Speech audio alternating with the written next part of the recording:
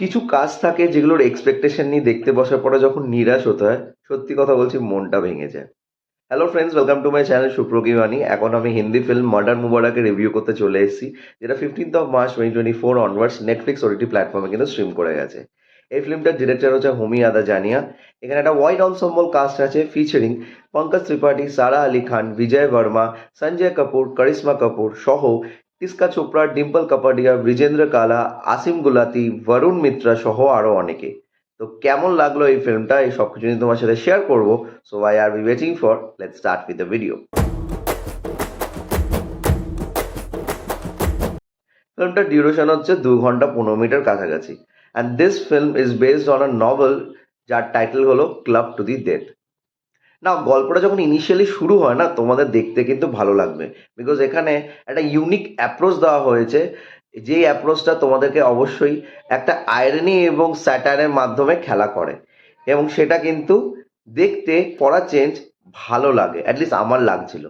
তারপর হঠাৎ করে গল্পটা এমন একটা টোনাল শিফট নেয় এবং প্রাইমারি সাবজেক্ট থেকে সেকেন্ডারি সাবজেক্টে এতটা বেশি ঢুকে যায় যে বোঝা যায় যে সেকেন্ডারি সাবজেক্টে অ্যাকচুয়ালি মেন গল্পটা, প্রাইমারি যেভাবে শুরু হয়েছিল গল্পটা সেটা হচ্ছে সেকেন্ডারি সাবজেক্ট। যদি ছোট করে গল্পটা বলা যায়, গল্পটা হচ্ছে একটা ক্লাবকে কেন্দ্র করে, যে ক্লাবের মধ্যে সেই এরিয়ার প্রচুর নামি দামি ব্যক্তিরা যুক্ত আছে এবং তারা সেখানে এসে নানা রকম ভাবে নিজেদের ফ্রি টাইম স্পেন্ড করে, সেখানে পার্টি করে, সেখানে গ্যামলিং হয়, নানা রকম ভাবে যুক্ত আছে। সেখানে কিছু বি গ্রেড অ্যাক্ট্রেস আছে, কিছু ইন্ডাস্ট্রিয়ালিস্ট আছে, কিছু নেশারি ব্যক্তিজন আছে, কিছু ফ্লন্ট করা ব্যক্তিজন আছে, এরকম নানা রকম ব্যক্তি আছে যারা ওই ক্লাবের সাথে যুক্ত আছে, এবং সেই সব পার্সনস গুলো একটা ক্যারেক্টার প্লে করছে, যেই অ্যাক্টার্স গুলো এখানে আছে। তো অল অফ আ সাডেন একজন মারা যায়, এবং মারা যাওয়ার পরে সিরিজ অফ সাসপেক্টস যুক্ত হয়ে যায়, বিকজ সেই সময় যেইখানে মার্ডার ঘটেছে ওই টাইমের আশেপাশে অনেকজন সেই ক্লাবের মাধ্যমে আসা যাওয়া করেছে। সো পঙ্কজ ত্রিপাঠীর কাছে এই ইনভেস্টিগেশনের দায় আসে, এবং সেই ইন্টারোগেশন করতে গিয়ে কি কি জানতে পায়, কি কি হয়, এবং আলটিমেটলি কে কালপ্রিট, কে অ্যাকিউজড, এবং কেন এই ঘটনাটা ঘটেছে, কারণ কি, এই সব কিছু জানার জন্য তোমাদের এই ফিল্মটা দেখতে হবে। না, এই ফিল্মের যে প্যাটার্নটা তোমাদের বহু বছর আগে একটি ফিল্ম এসেছিল আব্বাস মাস্তানের 36 চায়নাটাউন, সেটার কথা কিন্তু মনে করাবে। তবে সেটা কিন্তু ইন্টারেস্টিং ওয়েতে বানানো হয়েছিল অ্যাকর্ডিং টু মি। সেই সময় দাঁড়িয়ে আমি যখন ওই ফিল্মটা দেখেছিলাম, আমার কিন্তু বেশ ভালো লেগেছিল। তবে এই ফিল্মটার প্রবলেমটা হচ্ছে, এখানে একটা ডার্ক কমেডিকে ইউজ করে হঠাৎ করে এখানে একটা রোম্যান্স অ্যাঙ্গেলে ঢোকার চেষ্টা করা হয়, এবং সেই রোম্যান্স অ্যাঙ্গেলটা এতটাই বেশি প্রাধান্য পেয়ে যায় শেষে গিয়ে, যে তোমাদের ইনিশিয়াল যেইভাবে গল্পটা শুরু হয়েছিল সেটার কিন্তু ভ্যালুটা কোথাও না কোথাও হারিয়ে যায়। তবে অবশ্যই এই ফিল্মের মধ্যে খুব ভালো পারফরমেন্সেস আছে, বিকজ এখানে প্রচুর ভালো ভালো অ্যাক্টার্স আছে, তাদের পারফরমেন্স অবশ্যই তোমাদের ভালো লাগাবে। বাট কিছু কিছু অ্যাঙ্গেলসও এখানে এমনভাবে যুক্ত করা হয় যে অ্যাঙ্গেলসগুলো আলটিমেটলি ট্রু রিজন তোমরা খুঁজে পাবে না কেন সেটা দেখানো হয়েছে, এবং সেই জিনিসগুলো দেখানোর পেছনেও রিজনটাও তোমাদেরকে দেয় না।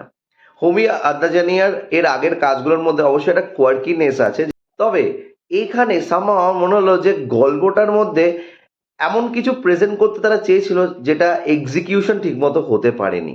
হয়তো গল্পটার মধ্যে ডেপথ অনেক বেশি ছিল, যে ডেপথটা হয়তো আমার কাছে অবধি আসতে পারেনি, এবং সেই ডেপথটা আসার জন্য গল্পটা যে টোনাল শিফটটা ঘটে, সেই টোনাল শিফটটা সামহাও এই যে পুরো প্রিমাইসটা চলছিল প্রথম থেকে, সেই প্রিমাইসটার সাথে যেন খাপ খাওয়াতে পারিনি। পারফরমেন্সের দিক দিয়ে সারা আলি খান চেষ্টা করেছেন নিজের দিক দিয়ে একটু বেটার পারফর্ম করার, তবে স্টিল এখনো বলবো she has lot more time to go, মানে তাকে কমপ্লেক্স চরিত্র দিলে সে সেইভাবে সেগুলোকে তুলে ধরতে পারে না। পঙ্কজ ত্রিপাঠী ইজ ফিনমিনাল, সে খুব সুন্দরভাবে অভিনয় করেছে, এবং এরকম টাইপের রোলসগুলো সে খুব সুন্দরভাবে করতে পারে। Vijay Varma was good. Karisma Kapoor has movements, but still আমি বলবো তাকে আন্ডার ইউজ করা হয়েছে। সঞ্জয় কাপুরের একটা স্টোরি দেওয়া হয়েছে, যে স্টোরিটা আমার মনে হলো এই গল্পটার সাথে খুব একটা বেশি যায় না। Dimple Kapadia, Tisca Chopra has her moments. Asim Gulati, Bijendra Kala, এদেরও মোমেন্টস ঠিকঠাক আছে, তবে খুব একটা আহামরি নয়। এছাড়া আদার্স যারা কাস্টিং এর সবাই নিজের নিজের জায়গায় ঠিকঠাকভাবে কাজ করেছে। ফিল্মটার লুক অ্যান্ড ফিল কিন্তু বেশ ভালো, এবং একটা অন্যরকম ওয়েতে ফিল্মটাকে শ্যুট করা হয়েছে। কিছু কিছু সিনস কিন্তু অবশ্যই তোমাদের দেখতে ভালো লাগবে, যেরকম আমি বললাম।